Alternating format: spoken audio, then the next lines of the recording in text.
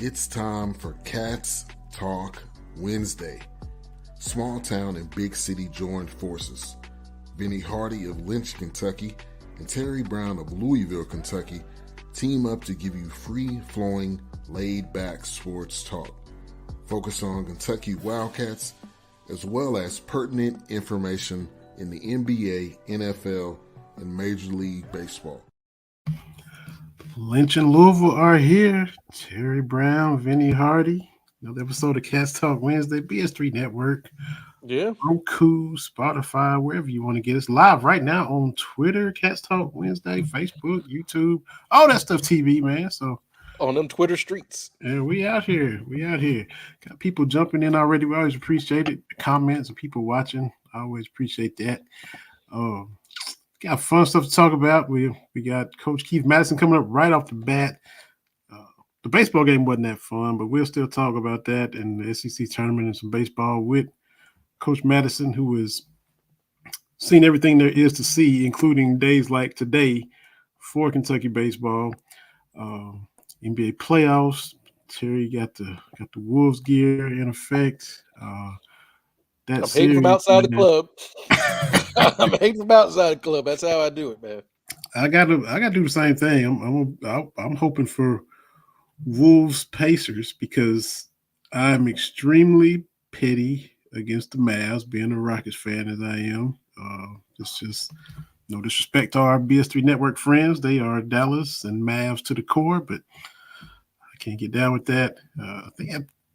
And it didn't used to be that way. I think Jason Terry, when he was there, he got on my nerves, and I don't know. I think that kind of started a lot of it. And Mark Cuban always been over the top, and and I just imagine if I was in Texas, because I'm a Rockets fan, but I'm nowhere near Texas, not from Texas. I can't imagine my interactions and back and forth with Mavs fans if I was in Texas, being the Rockets fan I am. So but it is what it is. I hope Ant and them send them on home. Happy for PJ Washington. He got a deep playoff run in, but I can't give it that team that he's with.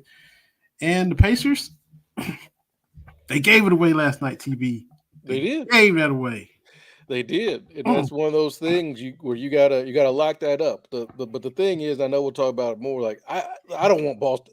The Eastern Conference this season in the playoffs, all the teams I stand the least are successful. Like the Knicks, what they run.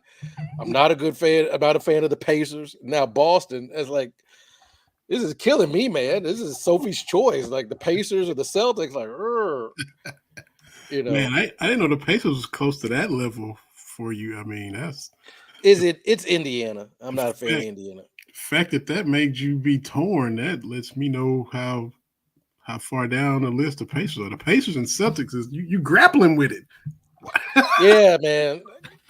But only because of this. Only because of every time these Eastern Conference teams play each other, we got to make this big overarching thing. Like, remember when the Knicks and Pacers played? Like, yeah, but nobody won nothing. Like, their best matchups were to see who's going to be food for the Chicago Bulls.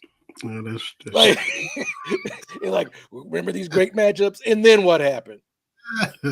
That's true. Nobody else gets that hype over winning a first round series. Come on now. The Knicks fans was having their fun. Go New York, go New York, go. And again, Knicks fans, I listened to a couple podcasts about this. We are dealing in hypotheticals. Everyone connected with the NBA tells me the league is better when the Knicks are good. How do we know? We've not seen them be good. Yeah, it is a little hard to fathom. So, how do we know? Clyde Frazier and them was before we were born. Right. Late Willis Reed. I mean, come on now. I know it feels good to be New York, like, oh, and New York matters. They really don't. I heard a call into a national sports show and I could have sworn it was like you cloned yourself to call in because he was saying the exact same stuff. He said the Knicks have been relevant since he said they were wearing short shorts and taking hits of cigarettes in between free throws. And said, and Phil Jackson would go and take a hit of acid in the locker room. So that's the last time the Knicks were relevant. I was like, is this Terry calling in? Well, I mean, outside of the Yankees, right? All the New York teams are more fluff than anything. The Mets, they always Metsin, right? Our man Craig Bates talks about the Rangers, and I assume they're the better than the Islanders. Yeah. The Jets, we've been trying to make the Jets a thing all my life. Going back to the ESPN, Chris Berman, Tom Jackson, NFL product, JETS, Jets. And it's like, they haven't been good. Like, Mark Sanchez, that was the best Jets we saw, was those back-to-back AFC title game participants. That's been the peak. Yeah. Unbelievable. So, yeah. Him and Rex Ryan. Yeah. And then the Giants, look, man, the Giants, again, they got their 4 Super Bowls. They do. But as I've told you before, of any team with 4 or more Super Bowl titles, they've got the most meh lineup of quarterbacks that have won. I mean, to be honest with you, maybe the Washington team. I mean, Doug Williams, solid, right? I like that Super Bowl, but Mark Rippon, Joe Theismann, that's kind of, but of the New York teams, is Joe in the Hall of Fame? Is Joe in the Hall of Joe Fame? Theismann? I think Theismann's in the Hall of Fame, isn't he? I think so, yeah. Yeah, I think he is, if I had to guess off the top of my head. But Eli's going to get in. Yeah. But there ain't no way. He going to get in, but come on, man. And Phil Simms, Morehead State's own, set the completion record, 22 and 25. Went to Southern High School in Louisville. Absolutely, man. Like, homeboy makes good, but still, like, the Giants, just a lot of meh. Yeah, is it like they ride that Lawrence Taylor wave? And yes, I mean, of teams with 4 or 5 Super Bowls, that's just a gaggle of bad quarterbacks. It's no Aikman or Staubach, right? Mm-hmm. And pardon my language, but it damn sure is not Joe Montana and Steve Young. I mean, come on. So it's not even Brady and Bledsoe. No. It's not even Terry Bradshaw and Ben Roethlisberger. Just a lot of math for the New York Giants. Michelle with congrats for Big Miss. Well deserved. Oh yeah. We got it. We'll touch on that. I've had my proud Papa pants on today. I think Michelle must know a way to get in before we even. I don't know, because sometimes there's comments before we even start. She got a secret passageway or something. Michelle, we get in and there's already a comment. Not saying don't, but I don't even know how she does it, because I'm like, I don't even know how it's possible. But she good stuff though. And we always appreciate her listening. So, but yeah, we definitely gonna touch on that too. I sent the link to Coach Madison, I do believe. Let me make sure.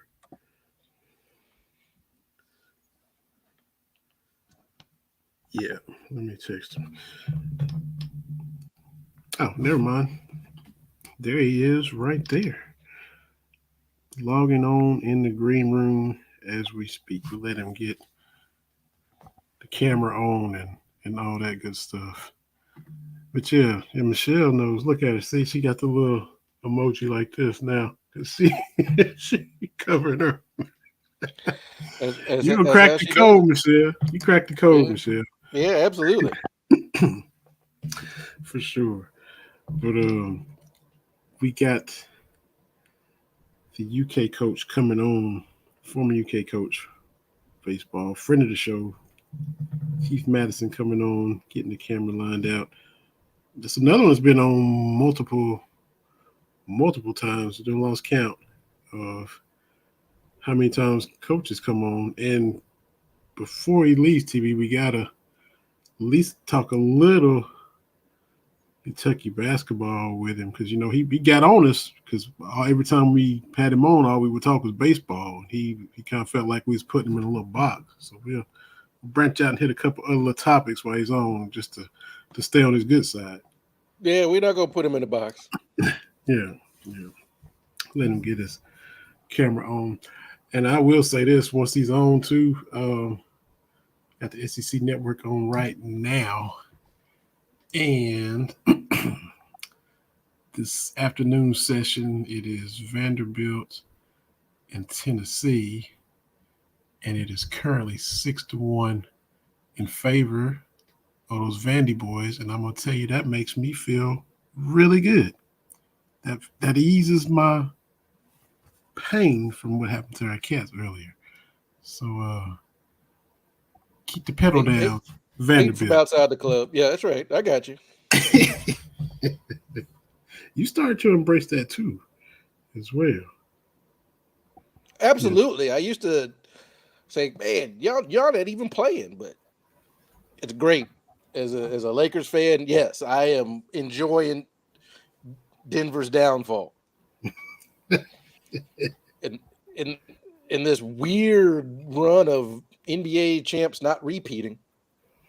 Not even getting back to the conference finals. That's crazy. True. That is. And that series, can you think of any more dramatic twists and turns from 2-0 Minnesota to 3-2 Denver to 3-3 Game 7, Denver up 20 at home and then still loses in 7? I mean, how many twists and turns and plot twists can one series have? Well, yeah, and yes, I mean you're right. It went back and forth, but we had jokes for Rudy and jokes for Cat and jokes for what Ant was going to do and not do, and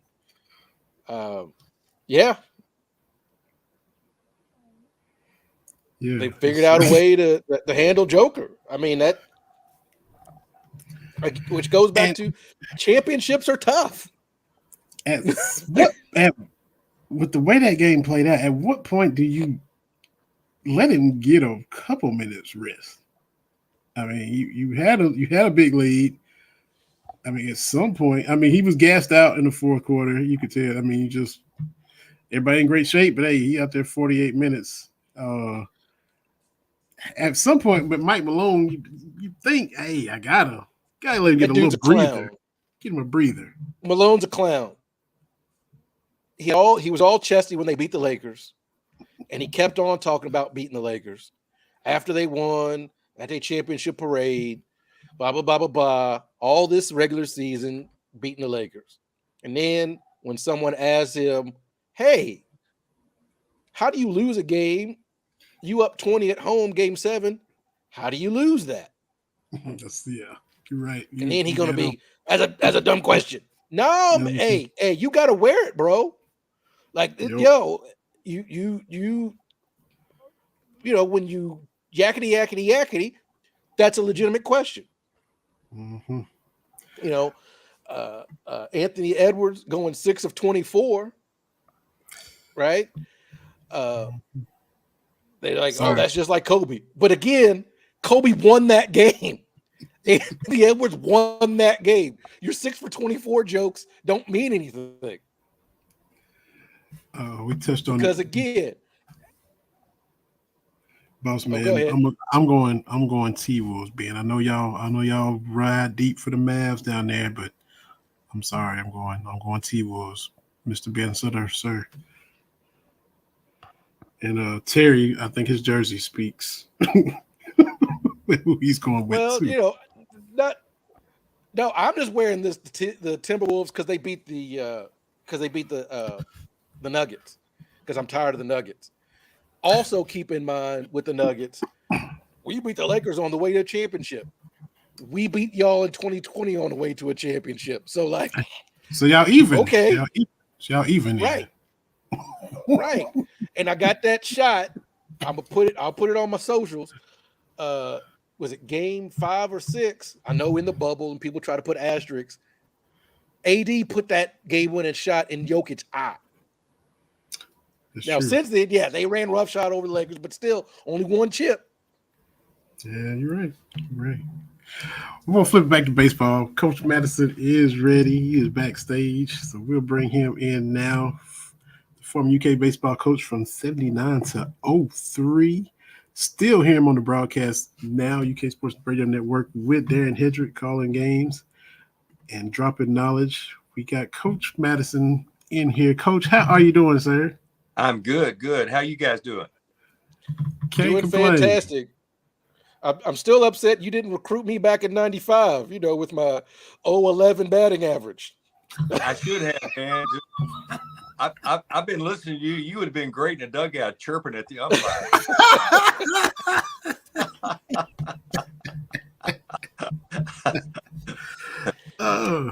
How much? Speaking of chirping, how much did you like the chirp? Did you allow the chirping? Did you kind of shush the chirping, or how did you? Because you hear Dan on the broadcast, oh, they're chirping at the umpire, oh, the dugout's chirping. Where were you at on all the chirping, Coach?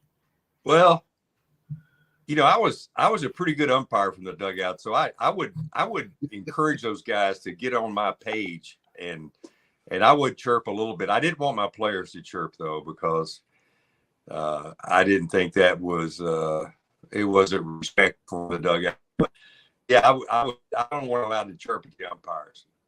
Okay, but I usually had a pretty good rapport with the umpires. There were times now.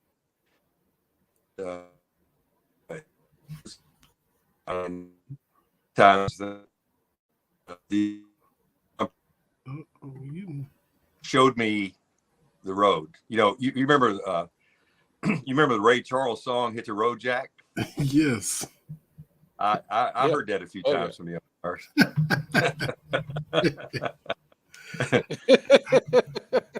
So since we're on that already, what's the most heated? Because you come on and you're just so nice and calm and laid back. We hear you on the radio with Darren Hedrick on UK Sports Network. What's the most heated you've ever been at an umpire and opposing coach that you can remember? Man, Vinny, you put me on the spot. Let me tell you this. There was one umpire that I got tossed 3 times in 1 year. And the same umpire did it all 3 times. So the third time I was red hot. And so I called the SEC office and I said, look, you're going to be doing both of us a favor if you don't assign him to our games, because I got a feeling he doesn't like me and I certainly don't like the way he calls the game. But, that didn't happen very often. My problem is because I am sort of a laid back guy. I let things build up inside too much. And then when I did lose my temper, it was like, it wasn't Lou Piniella, but it was close. Oh, wow. Wow. So just the volcano would erupt somewhat. Yeah. I didn't throw bats on the field or I didn't kick dirt on the umpire's feet or anything like that. But yeah, I could, as a matter of fact, I'll have to send you a photo that somebody took. But yeah, I could lose it because, as a coach or as a manager, you want to protect your players. And when you see how hard they work, and then you feel like they're not that things are going against them, and you can lose it pretty quickly. Yeah, for sure. Got the SEC network on now, and I'm not gonna lie, Coach. This Vanderbilt score is kind of easing my pain a little bit with what's happening to Tennessee. I'm not even gonna lie. I hope they can finish that off. I'm in the other room, so what's the score now? It is 6-1. Still early, but I'll just keep the pedal down. Vandy is what I'm hoping for. Yeah, I understand. Well, our Wildcats didn't show well today, but they've been a resilient team, Vinny. They have bounced back, and they're a mature team. So I've got every confidence that they're going to be fine. And I think we just need you never know what's going to happen when a team. The starting pitchers usually get in the SEC. They usually get 6 days rest. And so Coach Mangione rolled the dice today, and he started Travis Smith, who, he's got a great arm and he's a great talent, but he hasn't pitched in a while. I think he's been struggling with some injuries. And so it sort of backfired on him. But he wanted to give Kuzer and Mason Moore and those other guys, he wanted to give them an extra day's rest, which I totally get, because we know that we're going to be playing in the regionals next week. And we don't want somebody to come up with a bad arm or a really tired arm or something like that. So his move was right. And some of the guys that came in from the bullpen today did a pretty good job. But it's always a gamble when you go into when you go into the SEC tournament. It's baseball's different because you have pitchers that they can only go out and pitch. They can't pitch every day. It's not like running the same basketball team out on the court every game, right? Because that pitcher's arm's got to have rest. Mm-hmm. So when you start going down the line in your pitching staff, it can be troubling. But that's why in SEC baseball or in NCAA baseball, teams play 56 games, and you're going to hit those rough spots. But as I said, this team has been very resilient. Coach Mangione and his staff have done a tremendous job with putting this team together. And one of the impressive things for me, Vinny, is the way that they brought guys out of the transfer portal the past 2 years, and they've got them all working towards the same goal. They're playing as a team.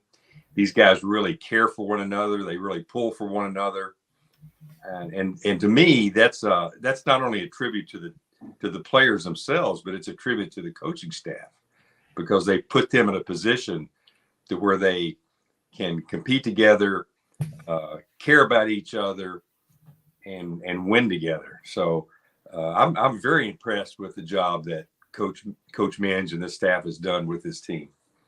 It's a nice mix, isn't it? Like you said, and the schedule they played, and like you said, bringing in experienced players, it's kind of blended everything together. Yes, in a good way. Yeah, and because of that, they're very mature. They are a team that the average age or the average age of this starting lineup is probably about 21 years old or 22 years old. And so a 22-year-old man facing a 19-year-old pitcher that's just right out of high school, I mean, that is a big deal.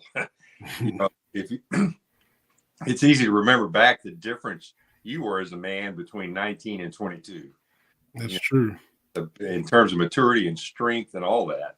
So they have a very mature team, and they approach the game with that maturity. They compete well. It's been really exciting following these guys this spring. For sure. They kind of find themselves in a similar spot, which tomorrow is do or die as far as the tournament is concerned. But they got run rule today against LSU. Had to face Hagen Smith for Arkansas tomorrow. Yeah. Same thing happened in the regular season when lost on Sunday at South Carolina, and then that Friday, Hagen Smith and Arkansas came to Kentucky Proud Park. So they're kind of in the same predicament. So that's a tough challenge, isn't it? No doubt about it. And for your listeners that don't follow college baseball really closely, Hagen Smith is like the Sandy Koufax of college baseball. He's a big left-hander that can really bring it and has an outstanding breaking ball. He's a very dominant pitcher, probably the most dominant pitcher in college baseball this year. Yeah. He's pitcher of the year in the league, and that was almost as much of a no-brainer as Coach Minge winning Coach of the Year, wasn't it? I agree 100%. Yeah. So, what was it today from the LSU pitcher that kind of kept him off balance? What did you see watching it? Because they faced him before when he was at Alabama, but it's just, like Darren was saying on the broadcast too, hard time squaring anything up, not really making hard contact against him. What did you see from him today? Yeah. What I saw is that he had great composure on the mound. And, when a pitcher gets in that frame of mind where they kind of feel it and they know they're on, that fastball has a little more life on it. And he was locating his fastball really well and getting ahead of the hitters. And when a good pitcher can do that, he's going to have a good day. And boy, he was having a tremendous day against the Cats. And we, as we went into that game leading the SEC in batting average and runs scored and a lot of different offensive categories, but he shut us down. He was excellent today. Yeah, it sure was. And it's is it something about it's tournament mode, but Hoover itself, it's a big ballpark that kind of plays the way the Cats play with what they like to do, but the past few times the bats have kind of went cold, last year against Alabama, and so they're kind of due to break out in the Hoover Met, wouldn't you think? Yeah. And another thing that is interesting about the SEC tournament is you have Kentucky and Tennessee, Arkansas, and Texas A&M. I'll put them in there too. They're hosting a regional, and they're what's going to happen with them next week is it's already set in stone. Teams like Florida, South Carolina, Vanderbilt, they're fighting for their lives. They feel like they need to get one more win or two more wins to get in the tournament. Then you have schools like Mississippi State. They feel like if they can get at least one win or two wins, they're going to host a regional. So when you go into a tournament with the mindset of, hey, this is we either have to put up or shut up. This is it for us. You're going to compete harder. I'm not saying Kentucky didn't compete, but I'm saying that it looked like that we were not as sharp and not playing with that edge that we usually play with. I just think I think the other team maybe needed it more today, and I think that's going to change tomorrow, because I think what happens is, the coaches obviously see that, and the players have to experience it to see it. But I don't think they'll let that happen tomorrow. Now, I'm not saying they're going to go out there and beat Hagen Smith. I don't know. They could for sure, because they're a great ball club. But they've got their work cut out for them, and I think they're going to compete a lot harder tomorrow than you saw them compete today. That's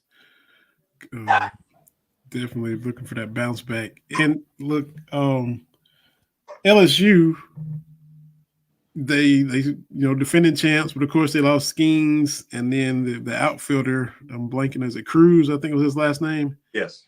And so they lose a ton of talent with those guys. But when they were at the bottom of the SEC. I think they might have been 3-10 and struggling and losing series left and right. I just kept thinking as long as there's time, they still got plenty of talent. They're still LSU, and they did enough to get themselves into the tournament, and now here they are. I mean, they smacked Georgia yesterday, and then we see what they did to us today, and they kind of got it all where it needs to be in the nick of time, didn't they? Yeah, they did, and I think obviously they lost. Yeah, like you mentioned, Vinny, they lost a lot of really good players. They lost a pitcher that's pitching in the big leagues right now, and all those other guys you mentioned. So it took them time to rebuild. But boy, they're peaking at the right time. They're playing really, really well now. Absolutely. TB, I asked Coach maybe because he's always so laid back, and what was the most heated he'd ever been at an official, and he said that he's laid back and he kind of lets it build up where he's so nice. He said he almost has gotten Lou Piniella-esque a few times, and that surprised me. Yeah, I love when the baseball coaches and managers go that extra step. It's so theatrical. I absolutely love it. Yeah, somebody took a picture of me with two different umpires, kind of nose to nose with the vein sticking out my neck, and I look at that and I thought, and my sons were young then. And I thought, man, my sons saw me get that mad. They probably thought I was a maniac or something. But when you're competing and everything's on the line, and you love your players and you want to see them do well, and if you think a strike's taken away from them, or if you think a stolen base is taken away from them, if your heart's beating, you're going to react to that. And so, yeah, there were times that I lost. Didn't do it a lot, but like I said, I would let it build up a little bit too much probably, and then explode.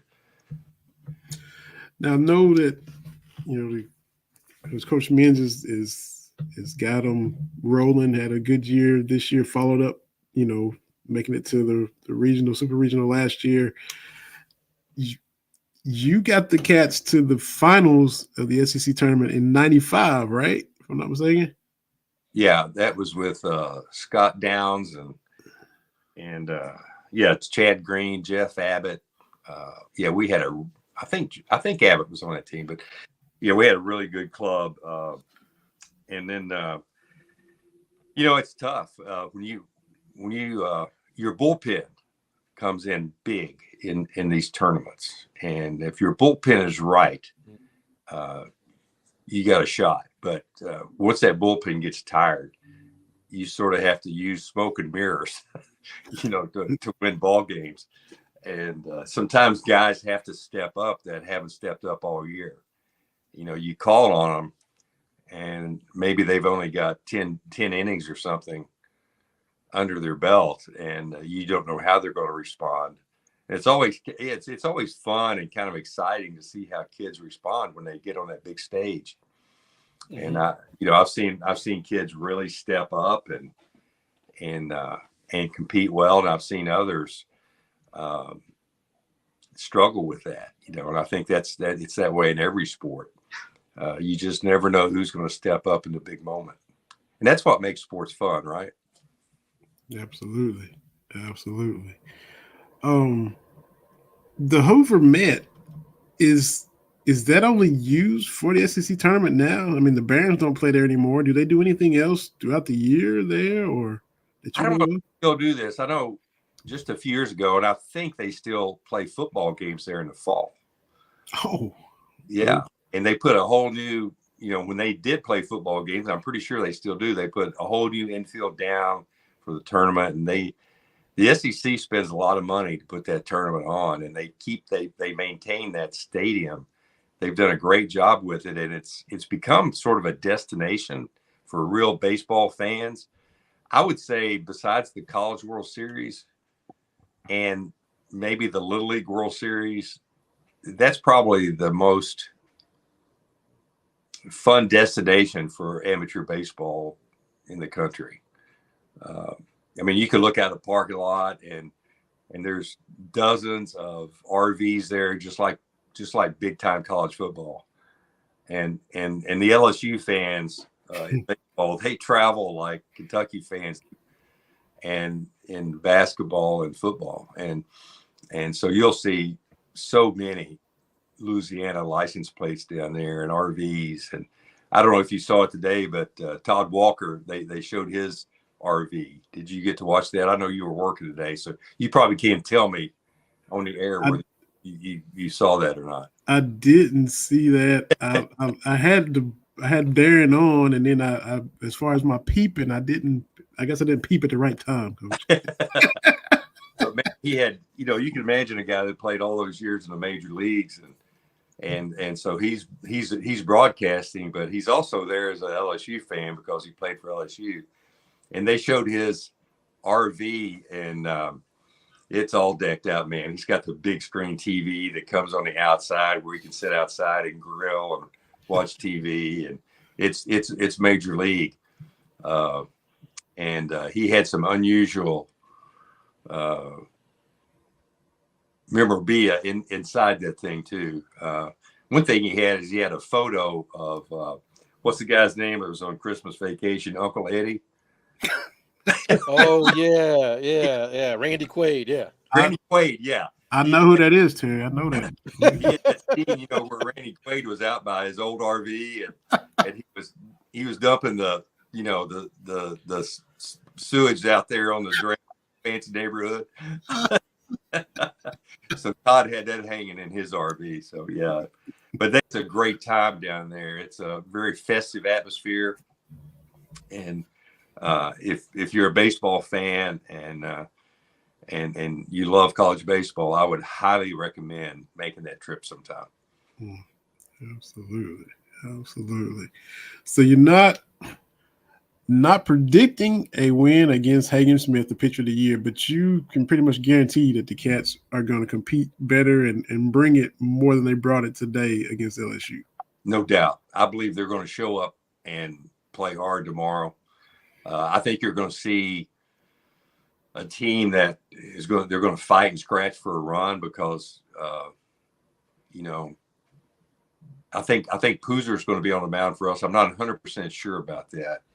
And Poozer's very similar to the pitcher that pitched for LSU today. He throws a lot like that guy. When he's on, he can really locate his fastball and mix that breaking ball in there. So he's going to keep us in the game, and if we score a few runs, it could be really an exciting game because, first of all, we won 2 out of 3 against Arkansas here in Lexington. And at that time, I think Arkansas was ranked number 1 in the nation, and then Tennessee took over. So Arkansas is going to remember that. So they're going to be competing too. I think it'll be a great game.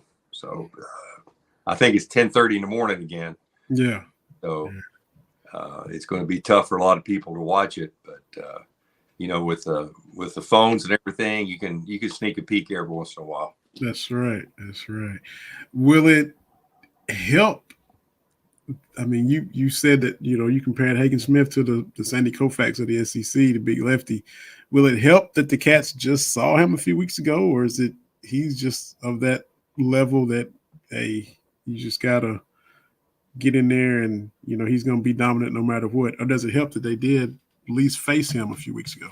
I think it helps a little bit, but when a guy is that good, you're just going to have to you're going to have to compete, and you're going to have to try to get on base any way you can, and you're going to have to shorten that swing, because what happens a lot of times, I don't want to get too technical, but when hitters face a guy that throws really hard, they try to swing harder. And when a hitter tries to swing harder, usually their swing gets long, and that's when the bat actually slows down. So they're going to have to stay short and compact with their swings, because he's going to supply the power. All you have to do is square it up. If your timing is good, then that ball is going to jump off your bat. But if you have a long swing, you're just going to swing and miss or foul them off. So our hitters, again, are mature, and they know that. It's just a matter of executing that when you get in the game. But You know, when I compared him to Sandy Koufax, that was probably unfair because he was, you know, in my opinion, Sandy Koufax and Bob Gibson were the best pitchers I ever saw.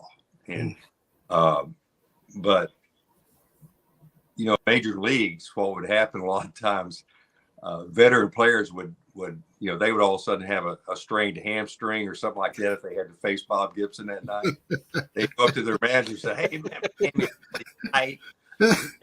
And then some guy that maybe has 10 at bats all year gets it, you know, he hits in his place and he has to face Gibson or Koufax or somebody. But in a tournament like college baseball has, there's no taking a day off. You know, you go in there and grind it out. Yeah, it'll be a good job. And with our offense, the way we, not today, but the way that we've produced runs all year and the way that we fight and scratch and get on base and take extra bases, steal bases, safety squeeze, all the things that Minge is so good at teaching. If we can get in there and do some of that, it's going to be a fun game. So you're saying maybe take that Tony Gwynn approach and just kind of flip the bat out there and, you know, go the other way or absolutely, you know, that kind of thing. Yeah, you can't. You don't want to go up there trying to pull a guy like Hagen Smith because he's gonna dismantle you and send you back to the dugout. You know, you have to shorten the swing. And I'm not saying swing easy, but just make a short, quick swing to the ball and try to square it up. And the ball's going to jump because, you know, he's going to be throwing 98, 99 miles an hour. That's, you know, that's what every hitter knows they should do. But, you know, going in there and executing it is two different things. Yeah. Tennessee trying to rally at 6-4 now. That's not what I want to see. So What thing we got, Vinny? Bottom of the fifth is what Michelle, our listener, says. Okay. So, yeah, we need Vanderbilt to put some more crooked numbers up there and extend that lead for sure. Oh, Coach, now last time we had you on, or time before last, you know, you I'm not gonna say got on us, but you said, hey, don't just talk to me about baseball. So we want to switch up the topics and you know, get your thoughts. What as far as Mark Pope and everything you've seen with him putting together a roster for this upcoming basketball season, what do you think from what you've seen so far? Well, he got a little bit of a late start, as you guys know, probably so much better than I do, but I think he's done a great job of getting some players in here, and I love the fact that you know, we got the Harlan County boy up here now. You know, that's awesome. And I know that made you happy. For sure. But you know, I saw him play. He can play. You know, and he's only going to get stronger and better. And so, yeah, I think he's going to do a great job. I think there's something special about a guy who played here that understands the fan base. He understands what it means to wear Kentucky on the front of your jersey. He really, really gets that. And I think that the players will feed off that.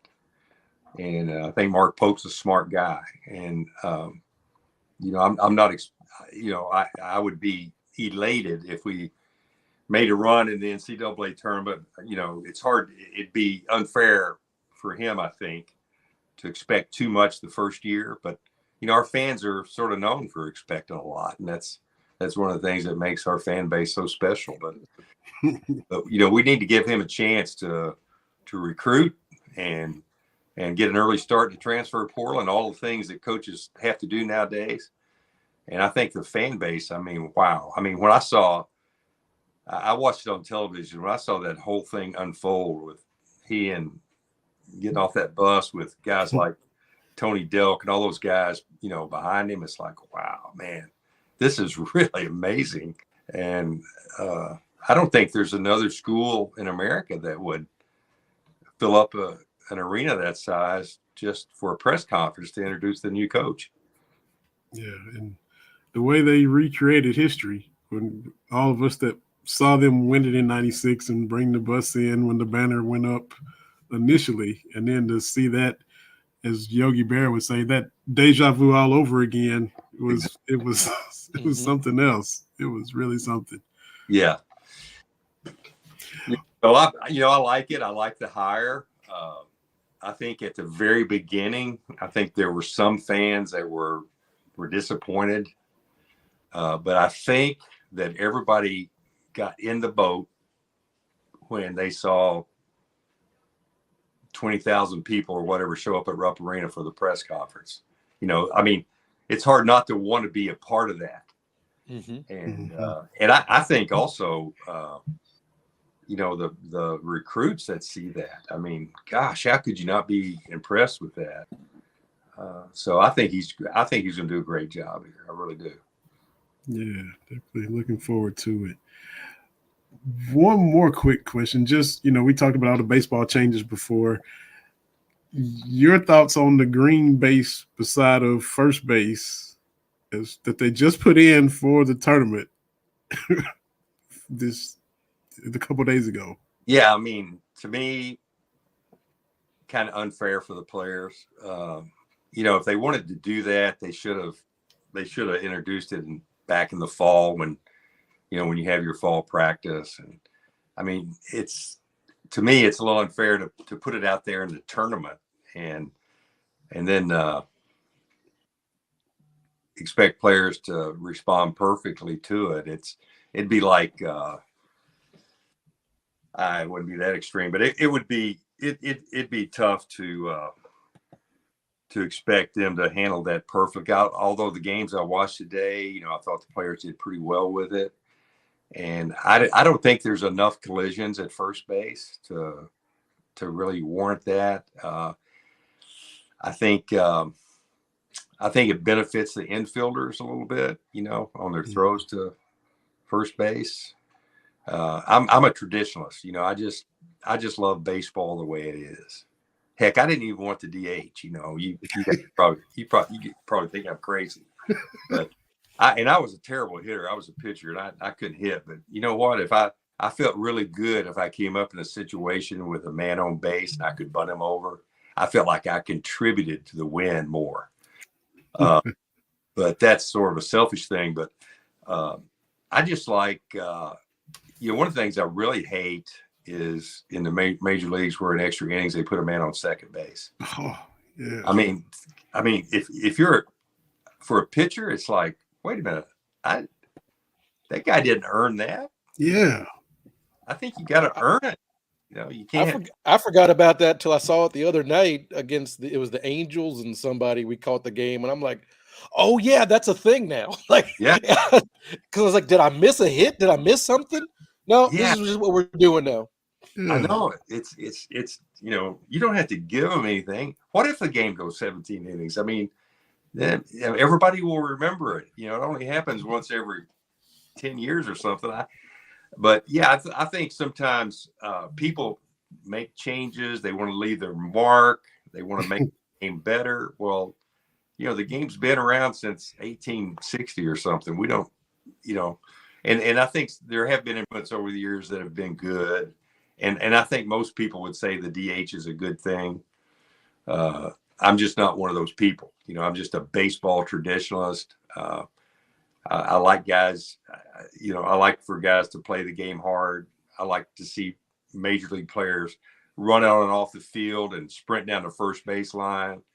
I don't like to see anybody give in or assume anything. So I think the game at the major league level is going a little bit in that direction. It's sort of like the NBA All-Star game. I mean, really, it's if you want to get autographs or something, that's probably a great game to go to. But if you want a competition, you go to a playoff game. And so I feel that way. College baseball, the players still play extremely hard. I mean, you didn't see one guy today in the SEC tournament hit a fly ball and trot down the first baseline. No, they ran and made aggressive turns because you never know if that guy's going to drop the ball. Then you can end up on third base instead of being embarrassed on first base. Mm-hmm. I just love the old-fashioned hardball, if you know what I mean. No, absolutely. Well, we always appreciate you taking the time to hop on, especially this time of year, you always enlighten us, and we always learn from your experiences. And didn't mean to put you on the spot, but I kind of did by asking you about. And, what are they going to do? Find me? Exactly. I want to be with you guys. You guys make it fun, and you have fun with sports, and that's what we need. Oh, absolutely. Yeah. We appreciate it. Enjoy the games the rest of this evening, and we'll be back at it early in the morning to see these cats and hogs and see if we can fight off elimination and rough up Hagen Smith a little bit. That'd be fun, wouldn't it? Yes, it would. Absolutely. Coach. Yes, sir. Good night, y'all. Good All right. night. Thank you, Coach. Thank you so much. Bye-bye. Coach Keith Madison in here. Like you said, it be that way sometime, and he expects the Cats to show up bring it a little more tomorrow, even if it is the pitcher of the year in the SEC. He expects the Cats to bring the fight tomorrow. So to beat a man, you got to beat the man. Yeah. Mm-hmm. That's it. 7-4, Vanderbilt. Tennessee batting got a man on first and second. Come on, Vandy. Let's go now. Come on. But yeah, appreciate Coach. Technical difficulties there, but we got through it. Got you back on here. Is that KG? Is that Marbury? Is that Sam Mitchell? Your jersey? Who you got as far as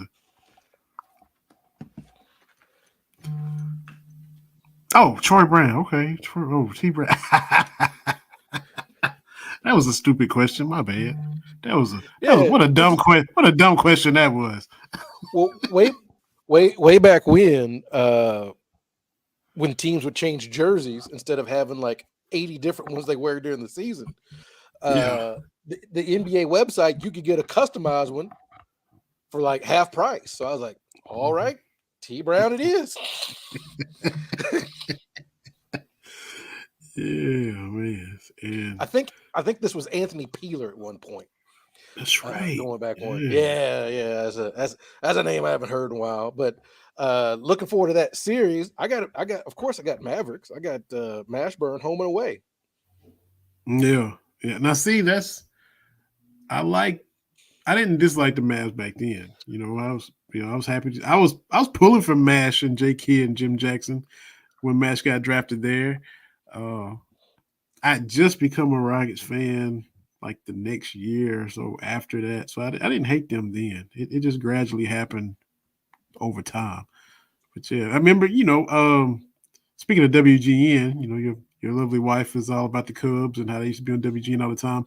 When the Bulls would be on WGN, I just randomly turned it on that night that Mash dropped 50 on Pippen in there. And the Mavs just had their way with the Bulls. And this is when the Bulls were the Bulls.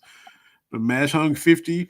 Scottie Pippen was the primary defender, and wasn't nothing he could do with Mash that night.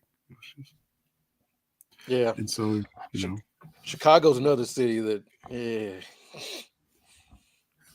another sports town. The Bulls, all of them, just all of them, man. Like, and all I got to say is this: you can check this out.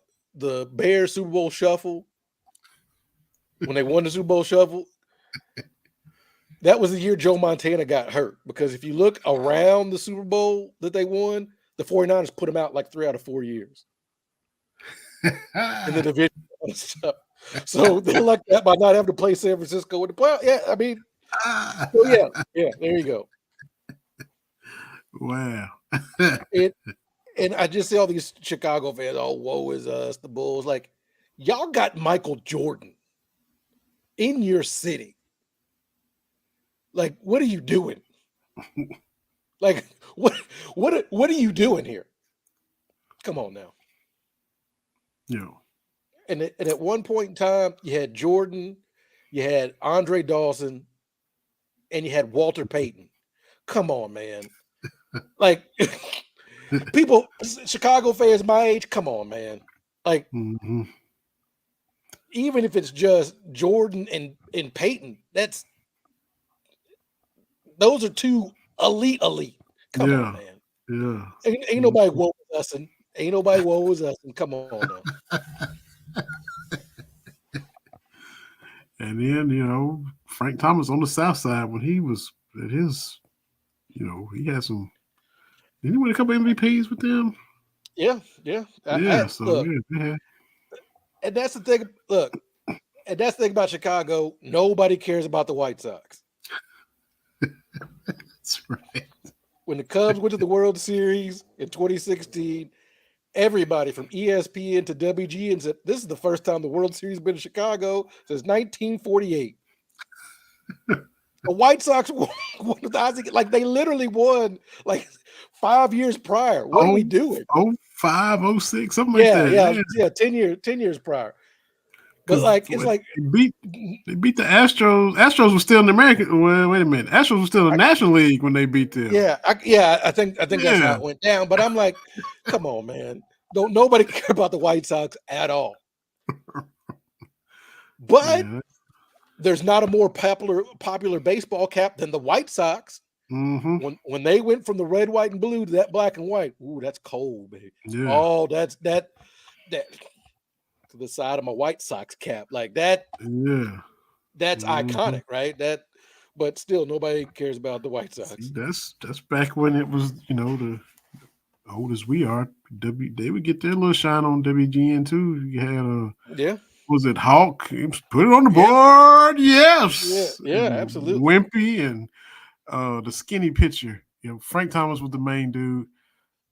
Jack McDowell, Black Jack McDowell. Yeah. It was, and Robin Ventura and Robin Ventura. I can't. Yeah, and Ozzie Guillen, shortstop. They had some squads, man. They had some squads. Yeah. So there we go. Yes, but in the series, I don't know. Timberwolves, Mavericks. I think it's going to go 6 or 7. I think Timberwolves can do it. I think they can. I hope they can. I also think they can. The thing about the Timberwolves is they go stretches where it's like, do y'all know what y'all doing? Like when they're locked in, it's great. But there's all these moments where it's like, do y'all know what y'all doing? Mm-hmm. Do y'all practice? And then they flip the switch. It's like, oh, this team pretty good. Yeah. But the thing about Dallas, obviously, Luka, Kyrie seems to be Kyrie's at his best when he ain't talking crazy talk. When he just plays basketball. Because I saw a tweet talking about, we thought, with in Brooklyn, we thought Kyrie was the problem. He was the problem. What are you talking about? Like he was. KD didn't choose wrong. Like Kyrie was absolutely the problem in that run in Brooklyn. Mm-hmm. But now that he's locked in, the Mavs got a pretty good thing going. Of course, PJ Washington becoming maybe the third option on the team. Good job, PJ. Yeah. I mean, I'm happy he got out of Charlotte and playing some meaningful basketball. He made a lot of key plays to beat the Thunder. He was coming through. In the clutch. PJ put himself on the map because everybody that didn't know where he was or never seen him because he was in Charlotte, and he's in his hometown. He's from Dallas, so I'm sure that means a lot to be able to help your hometown team in the playoffs. And everybody remembers the free throws that he missed in 2018. Yeah. Nobody remembers the 28 and 13 he got on a bad leg in 2019 in that Elite Eight game. Yeah. Like he was a dude. Mm-hmm. He was. Definitely was. And he's, like you said, Luka's not fun to play with or, hold the ball too much. He's a viable, legit option when Luka does get the ball up. It doesn't seem like playing with Luka is fun. Like it doesn't seem that way, but his teammates seem to go for it. But it it doesn't feel like that would be fun. It feels very much like your Rockets during the James Harden years, where it's like we winning, he's putting up this, but it doesn't look fun. And as much whining as he does, the Chris Paul, Scott Foster thing, everybody knows their history. It's got to be some refs out here that's sick and tired of officiating him. You would think. Officiate Luka? Yeah, the way he it's got to be a Luka's version equivalent to Scott Foster out there somewhere. It's probably because what he's saying they don't understand. I think that's the difference. Is these foreign guys come out here, you don't know what they're saying, right? Like, I don't know.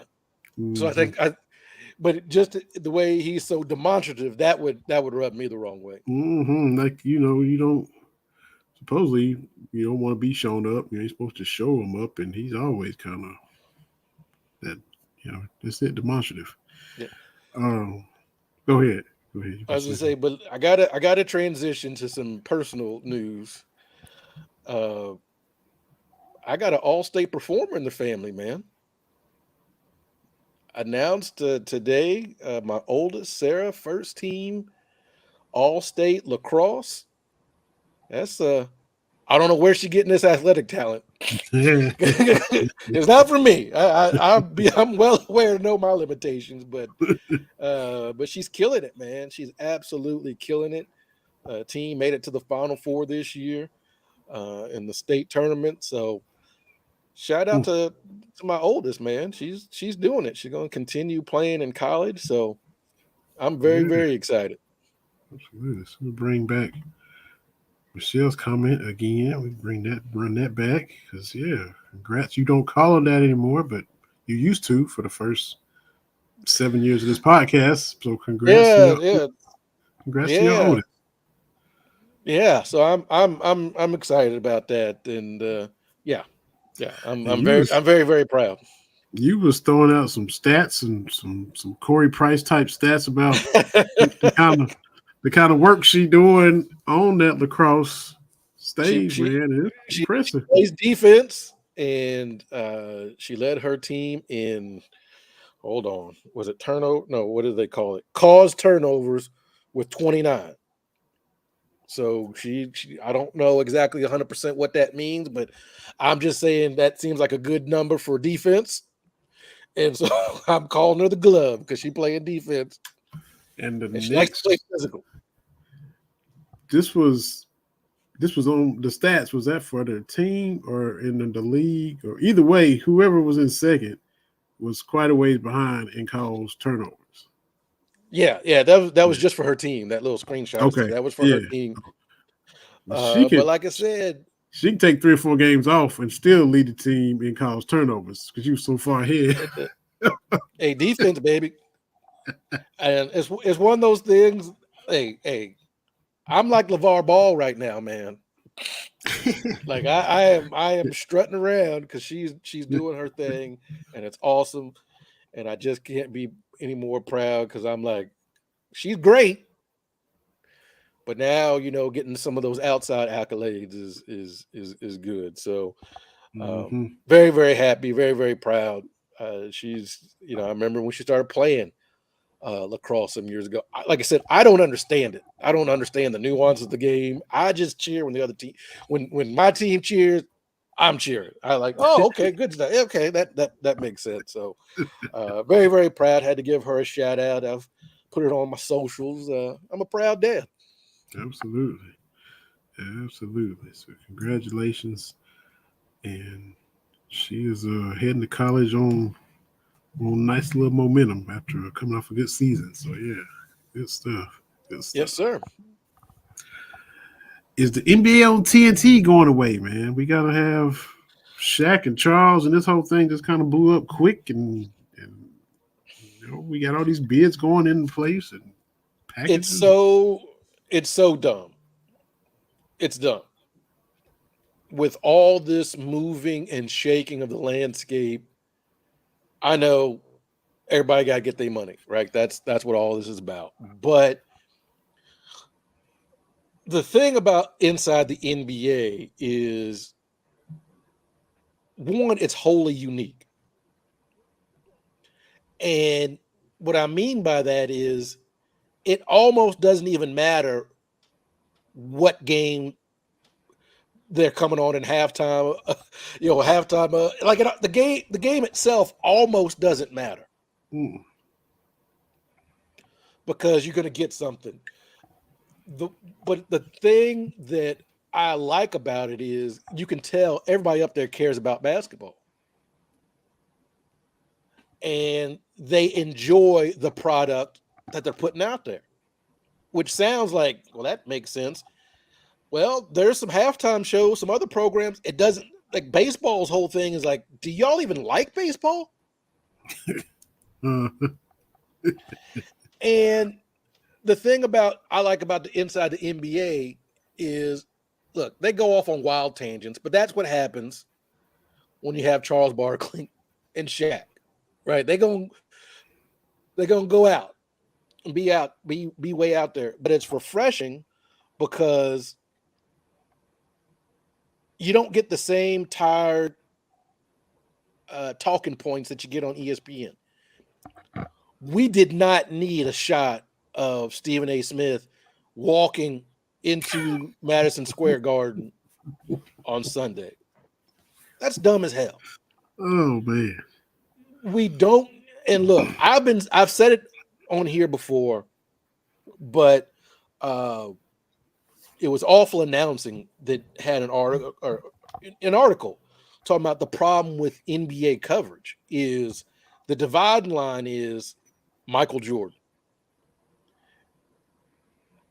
When Michael Jordan left and we came to consensus, he's the best ever. Everybody that comes up, they love to tell us he's not a Michael Jordan. Yeah. That's LeBron James's career in a vacuum is miraculous. Like it's ridiculous. But what's the number one thing when you're like, hey, LeBron did the amazing thing? You ain't no Michael Jordan.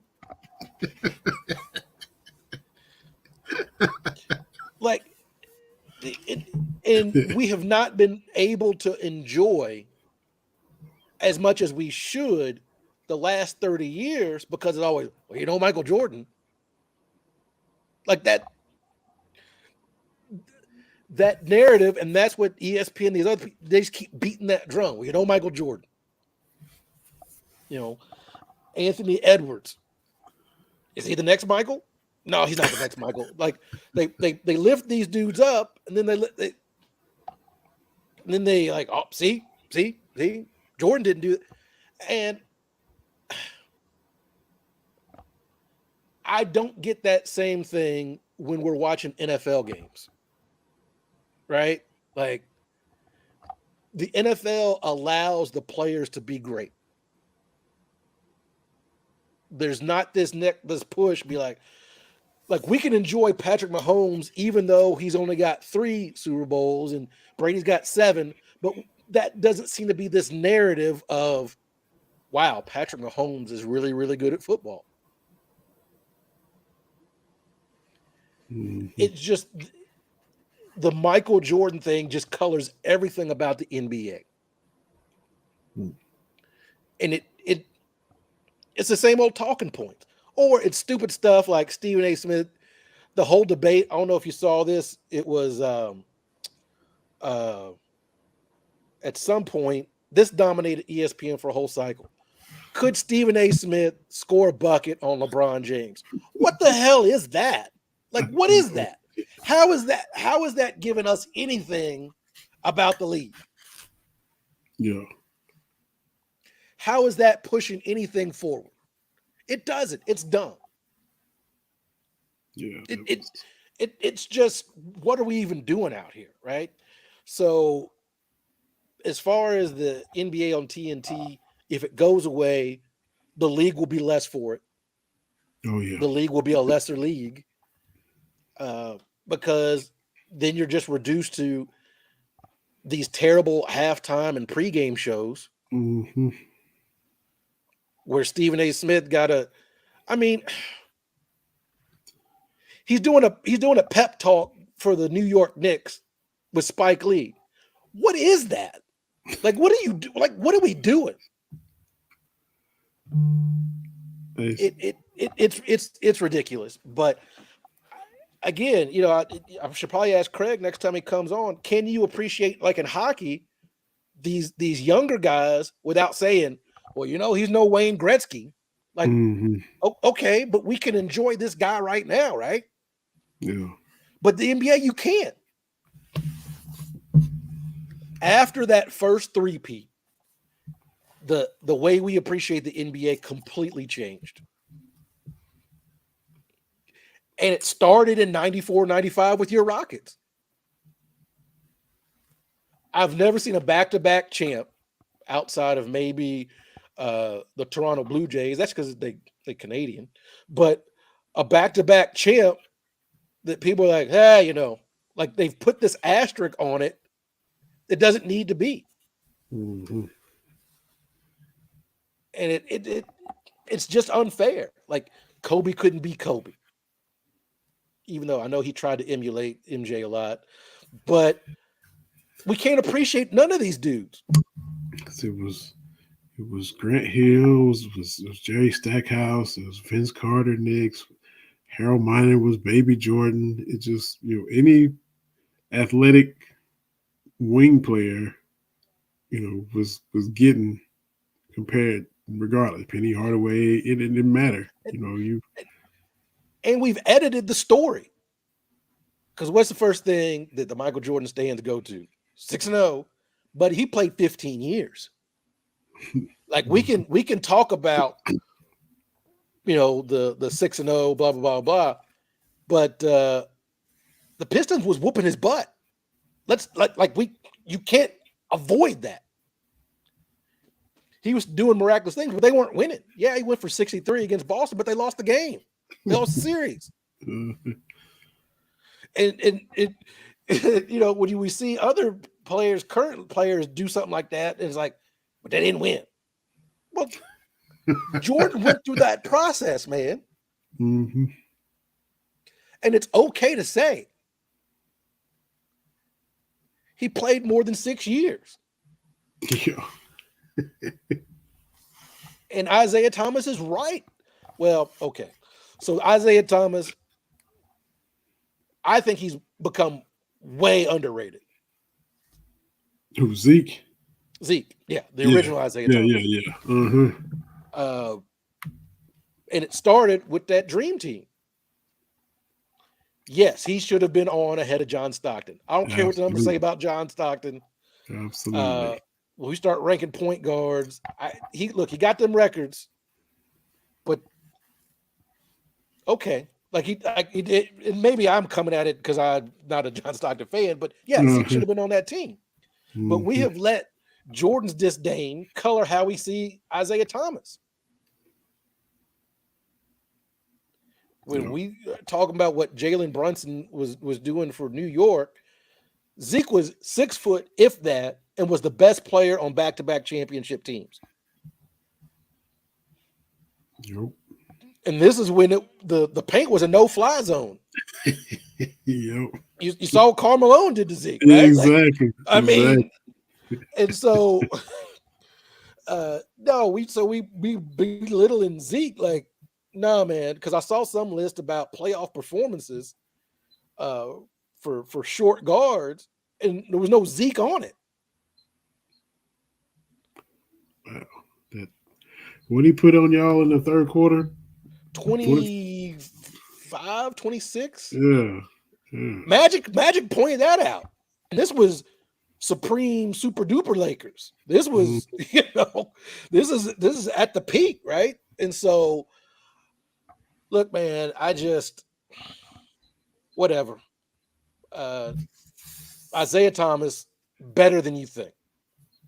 Yeah, he's still my favorite point guard. Magic gets his crown as the greatest point guard, but my favorite is always Isaiah, because he can dime you up, or if you just need to take over, he can do whatever needed to be done. he could do it. Oh, I got to go score 30. Okay. Oh, I can set everybody up because Joe D is feeling it, or Lane Beer got a mismatch, or I can hit Dantley over here, Vinny Johnson heating up. Oh, whatever.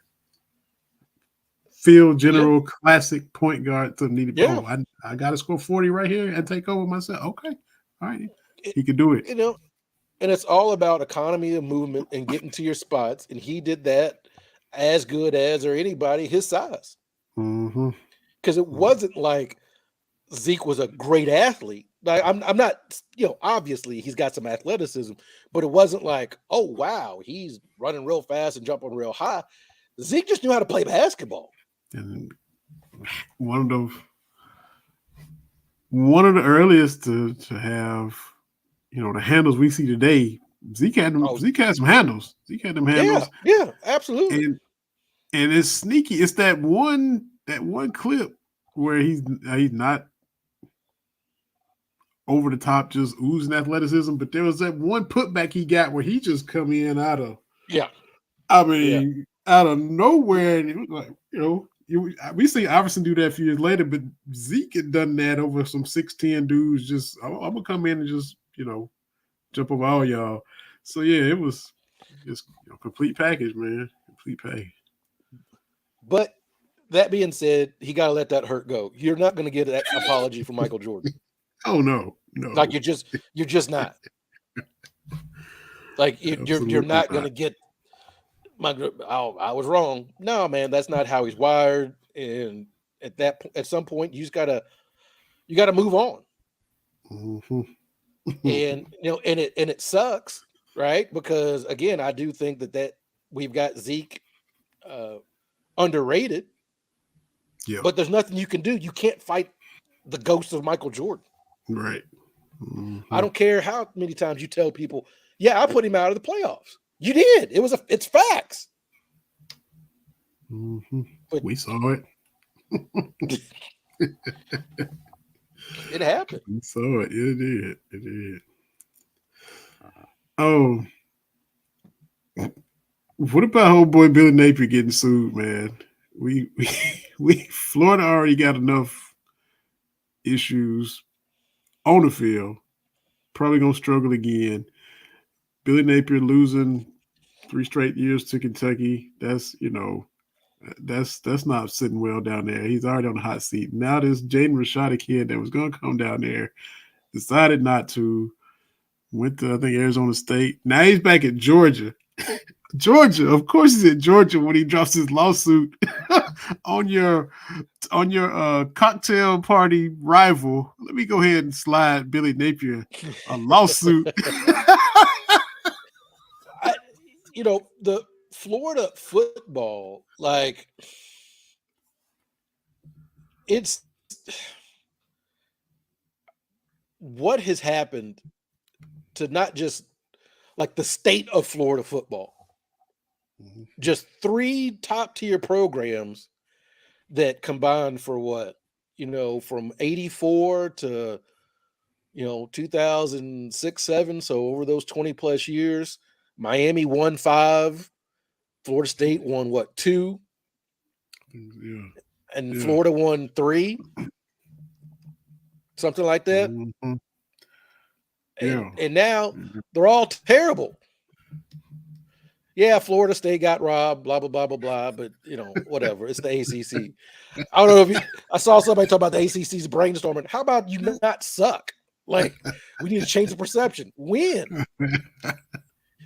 If the team that wins the ACC gets boat raced in their bowl game, and the second-ranked Louisville goes to a pedestrian, mediocre Kentucky team, and it was never a doubt that they were going to win that game, maybe don't have that happen.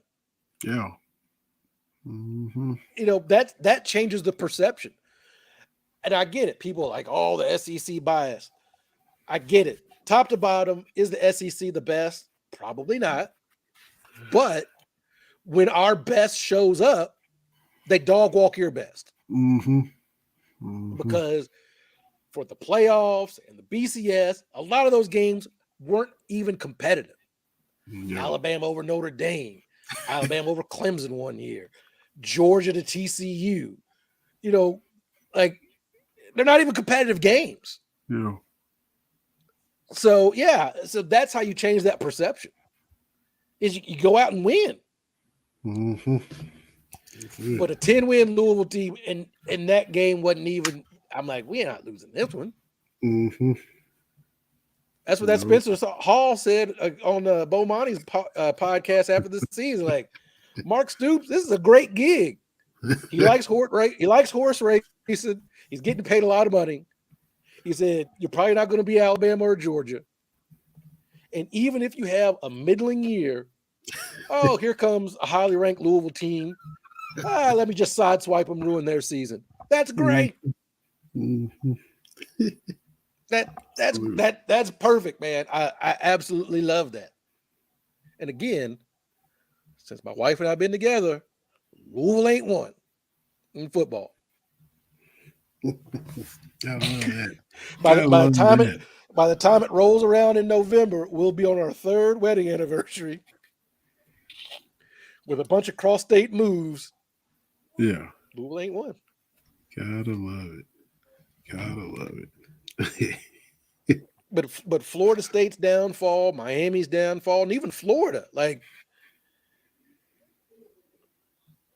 if 10, 15 years ago, you wouldn't even thought, because everybody's getting guys out of Florida. They should be better. The Gators, the Hurricanes, and the Seminoles should all be better. Mm-hmm. What are y'all doing? UCF got the best season the last decade. Yeah. last undefeated team for the state of Florida. Yeah. Ain't that something? Mm-hmm. It really is. So, and it doesn't look like it's going to get any better for Florida this year. Maybe Florida State or Miami gets better, but Florida got a lot of problems. Yeah, and with the NIL thing, this is what we're going to see. We're going to start seeing breach of contract and things like that. Yeah. Everybody, we can blame everybody, but it's the NCAA, man. The NCAA dropped the ball. That's why it's the Wild Wild West out here. But and everybody says that, but hey, and everybody wants to get all alarmed and been out of shape. We wasn't that alarmed when it was the unwild East, and now we done swung to the other extreme for now. But yeah, it was fine for these 80 years the other way. And you can't have billions and billions of dollars coming in with unpaid labor. Like, it just doesn't work. That is, it's patently un-American. Right. We live in a capitalistic society where you should be rewarded for your work. That's how that goes. Well, they need to put a cap on it, not unless they call them employees, and they bargain for that. Mm-hmm. Nope. It's such a big problem now. It's the Wild Wild West. But when it was still being squashed and monitored, and the other way, they had no problem. Now we got to bring Congress in and all this kind of stuff because hey man, come on. Nobody say nothing when coaches started making millions. When they started building these ridiculous over-the-top facilities, you can do that if you ain't got to pay your workers. Exactly. And by far the dumbest argument I have seen is, what's going to happen in the locker room if this person's making more money than this person? I'm like, what job you work at where everybody make the same? Right. Like, what job is that? The head fry cook make more than the regular fry cook. Like, what are we doing? Like, I mean, they're gonna do it. They're gonna do it the same way sports teams have been doing it at the professional level. I mean, yes, it's money, but the star quarterback gets more of everything than the backup punter. Like, yes. Come on, man. Absolutely. What's going to happen in the locker room? Buddy, I don't make the same as everybody at my job. The Right. CEO make more than me. Like, what are we doing here?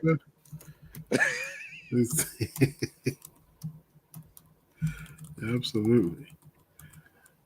Vanderbilt is putting the pedal down like we hope. Back up 9-4, so back to a 5-run lead. So I think we're like the 7th inning. So come on, Vandy. Yes, that's very pity. And I'm here for it, man. I'm here for it. Yup. Oh, so yeah, we got the lawsuit. Oh man, did you see this James Franklin? So, Yeah. Accusations. I mean, physician. Yeah. Man, he kind of one of them dudes anyway. Where, what is he prickly? Does he rub you the wrong way? Does he? We saw Stoops when we played him in the bowl game, and Stoops ready to fight him. When he kind of one of those dudes, and now you out here trying to just run roughshod over the medical staff about who's hurt and who's not, and who got suicidal tendencies and issues and stuff, and that's what you out here trying to call them shots. Man, now I don't think he's the only coach in America that does that. Like, I know what's coming out. Like I have a feeling that a lot of coaches have influence over some of the medical decisions. I'm not naive enough to believe that doesn't happen, but you can't be this blatant about it. Especially nowadays. Listen to me, my old person talk nowadays. But especially now, with mental health and stuff, you can't just tape it up, rub some dirt on it. That's not what we do nowadays. We can't do that. So I'll be interested to see what happens. But the thing is, Penn State, a lot of meh in Penn State. They always drop one of those games, and Penn State is like Georgia used to be before Kirby Smart. Oh, Mark Richt. They got all these NFL dudes, and they will play Michigan and Ohio State tough and win some of those, but they always drop one to Northwestern, or they'll drop one to like Illinois, where it's like always one of those. They barely got it. I don't think they beat Iowa this year. I have to look that up, but that game was not pretty. And Iowa didn't have an offense. Right. Yeah. Mm-hmm. So I don't know what'll happen with that. Yeah. It's not a good look. Like you said, not saying he's the only one, but he the only one at this point to this level to where it's this alarming. Yes. So, yeah, man, not what you want people that moved on to be coming back and spilling the beans about after they done left. Got to be smarter than that. Yes. I think we hit a bunch of stuff, man. I don't think I'm surprised. I don't think you are either. Is how's Iowa handling the fever struggles? Look, she's the number one pick to a bad team. And it's gonna take a minute. Now, did everybody expect her to just waltz in and just show out, or everybody? Most people are realistic, and because I looked up, so the fever, the Indiana Fever, have been terrible. I mean, they have not been over 500 in about 10 years. I mean, it's bad. Oh, they play tonight. Awesome. I got the WNBA league pass. Oh, okay. It's only $35, and I thought it was a worthwhile investment because I need to watch more of it to understand what I'm watching. Like, I don't know who's good. I don't understand the game. And I don't want to be just talking crazy talk. But here, okay, season by season results. Okay. Last year, they were 13-27. Mm-hmm. That's not great. The year before that, 5-31, 6-26. 6-16, 13-21, 6-28, 9-25. You got to go back to 2016 when they were 17-17. 2015, they were 20-14. It's been a decade since they've been over 500. And a lot of those are single-digit win seasons. 5-31, that's a 13% winning percentage. 18%, 27%, 18%. Like, it's just, so there's a lot of, she's got to figure it out. Yeah. But like the team itself, now they've looked better. They had a chance to beat the Sun. Was that Monday? Yeah. Boston missed that layup. But because Kate and I were watching, like, we just want to see him get a lead at some point. Because we had watched most of the games, and I'm like, I don't even remember them having a lead. But also, the Sun and the Liberty are very, very good. So it's not like, so there's some other teams, because I think we watched the Lynx versus Seattle Storm. That those teams look a little bit more okay. We'll see how they do against that. But it's like any first round pick. You're going to a bad team. Yeah. And so, there's going to be that those growing pains, and they're a young team.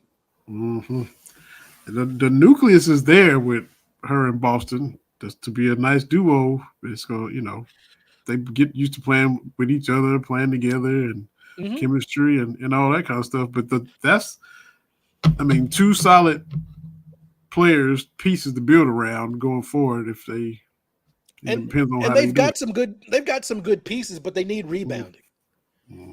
They have to get better on the defensive end. And I think that starts a little bit with Kaylin. I said, last couple of years at Iowa, like, I understand why she's not expending deep energy on defense, because they need her to go. I get that. But at some point, you got to keep somebody in front of you. But this off season, once they get through this season, she's been playing basketball straight through, man. Exactly. Like she got drafted 3 weeks ago or whatever it was.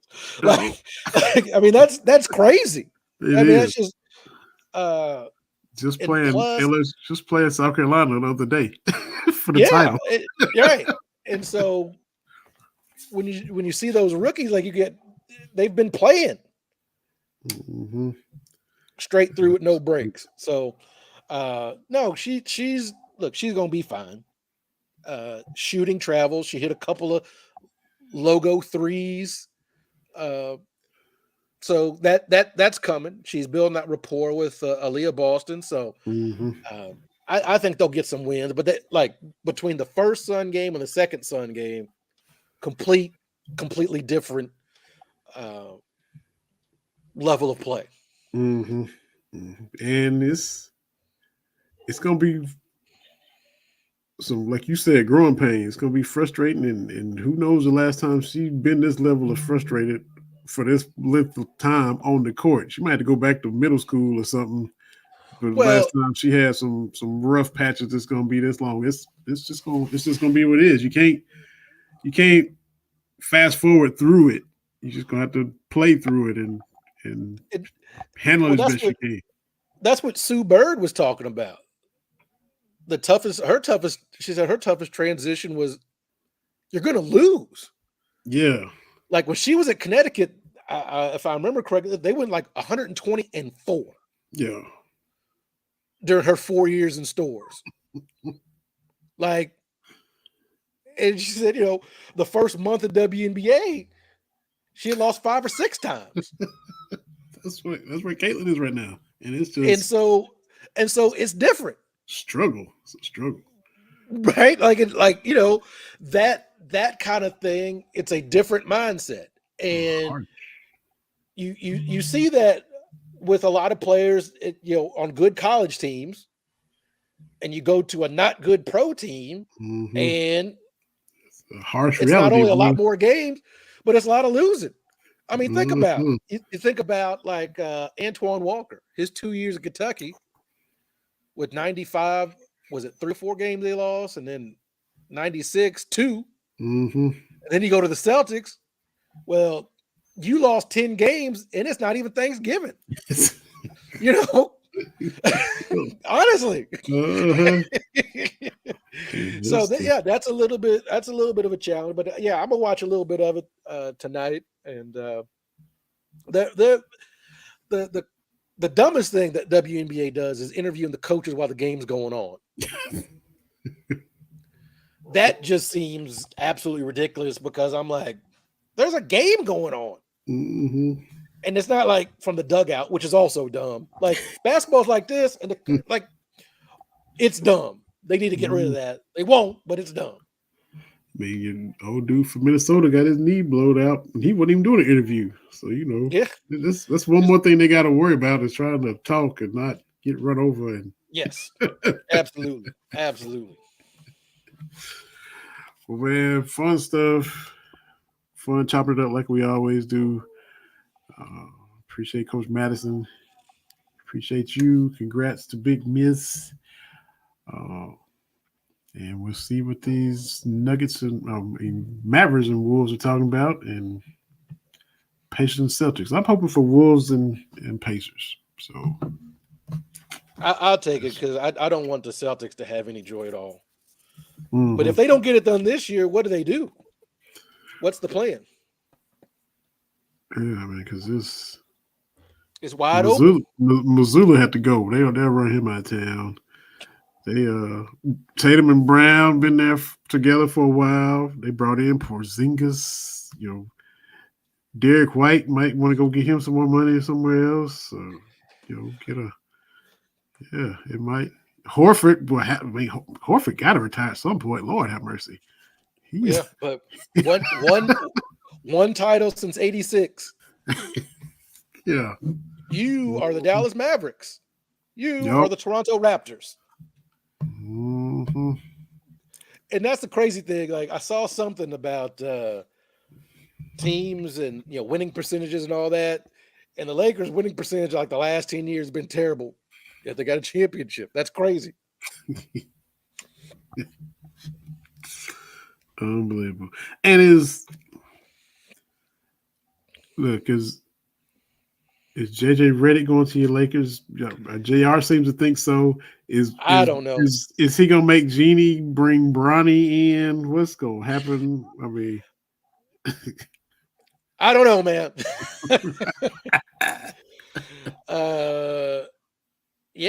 That it's crazy that how much press Bronny is getting when he doesn't seem to be all that good. Like he's better than Michael Jordan's kids. I think we can say that, but still, somebody will take a flyer on him. Giannis's brother is on the team, and I don't see him do anything positive. That's true. That is true.